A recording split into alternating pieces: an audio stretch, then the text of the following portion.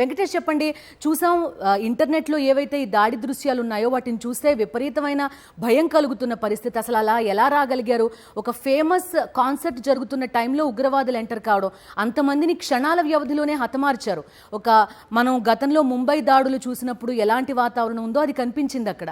ఏం చెప్తారు వెంకటేష్ మీరు? రష్యా రాజధాని మాస్కోలో ఉగ్రవాదులు బీభత్సం సృష్టించారు.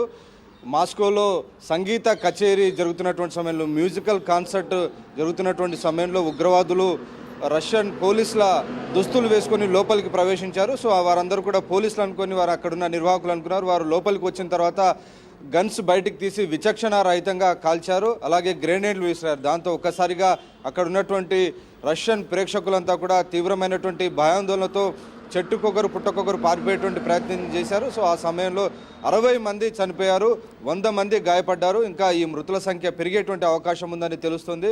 సో ఈ మొత్తానికి భద్రతా వైఫల్యం, నిఘా వైఫల్యమే కారణం అనేటువంటి ఒక వాదన వినిపిస్తుంది. నిజానికి ఈ రకమైనటువంటి దాడి జరిగే అవకాశం ఉందని ఇప్పటికే రష్యాకు అమెరికా ఇంటెలిజెన్స్ హెచ్చరికలు జారీ చేసిందని చెప్పినప్పటికీ రష్యా నిఘా వైఫల్యం ఉందనేటువంటి ఒక చర్చ జరుగుతున్నటువంటి పరిస్థితి. నిజానికి రష్యా అధ్యక్షుడిగా పుతిన్ ఇటీవలే ఘన విజయం సాధించారు. ఆ నేపథ్యంలో పెద్ద ఎత్తున అక్కడ సంబరాలు జరుగుతున్నాయి, మ్యూజికల్ కాన్సర్ట్ జరుగుతుంది. సో ఆ మ్యూజికల్ కాన్సర్ట్ను టార్గెట్ చేసుకొని ఐసిస్ ఉగ్రవాదులు ఈ దాడికి తెగబడ్డారు.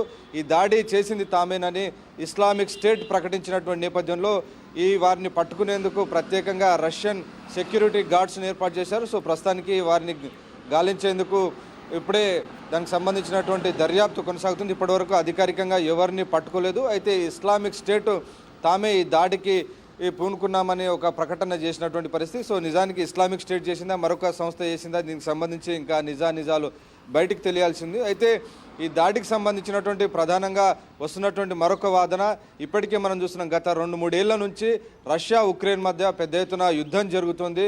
ఆ యుద్ధం ఇటీవల కాలంలో కొంత దానికి విరామం ఇచ్చారు. తాజా దాడితో మళ్ళీ ఉక్రెయిన్ పైన రష్యా యుద్ధాన్ని మళ్ళీ తీవ్రతరం చేస్తుందేమో అనేటువంటి ఒక భయం మొదలైంది. అదే కనుక జరిగితే అది మళ్ళీ థర్డ్ వరల్డ్ వార్కు దారి తీస్తుందా అనేటువంటి ఒక చర్చ ప్రారంభమైంది. ఇప్పటికే రష్యాను వ్యతిరేకిస్తూ అమెరికా, ఇంగ్లాండ్, యూరోపియన్ యూనియన్ అందరూ కూడా నాటో కూటమి జట్టు కట్టారు. సో ఒకవేళ నాటోతో ఢీకొనేందుకు రష్యా అధ్యక్షుడు పుతిన్ కనుక దిగితే అది ప్రపంచంలో ఒక మూడో ప్రపంచ యుద్ధానికి దారి తీసేటువంటి అవకాశం ఉందని తెలుస్తుంది. సో మొత్తానికి రష్యాలో జరిగినటువంటి దాడి అచ్చం 2008లో ముంబైలో జరిగినటువంటి దాడి తరహానే కనిపిస్తుంది. Okay Venkatesh, thank you.